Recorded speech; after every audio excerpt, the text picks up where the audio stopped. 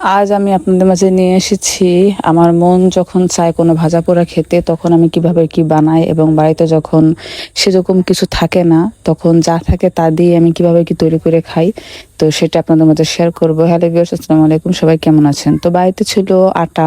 তো আটাকে আমি ময়দা হিসেবে, আটা আর ময়দা কিন্তু সেম একই, তো আটাকে ময়দা হিসেবে ব্যবহার করে আমি এখানে পরিমাণ মতো নিয়ে নিয়েছি। এর মধ্যে আমি তেল দিয়ে এটাকে মেখে নিয়েছি, আর পরিমাণ মতো লবণ দিয়েছি।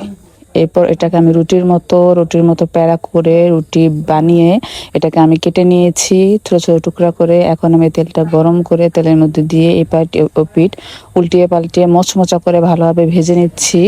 তো ভেজে নেওয়ার পর মানে আজকে যে আমি কি করছি আমি নিজে জানি না, যা মন চাইছে তাই করছি আর কি। কথা আমার একটাই যে আমার ভাজা পোড়া খেতে হবে। আর ও হ্যাঁ, এর মধ্যে কিন্তু আমি কালিজিরা অ্যাড করেছি, সেটা বলতে কিন্তু আমি ভুলে গিয়েছিলাম। তো এই তো তৈরি হয়ে গেছে আমার মোচমোচা মজাদার নাস্তা। তো ভিডিও ভালো লাগলে শেয়ার করে দিন।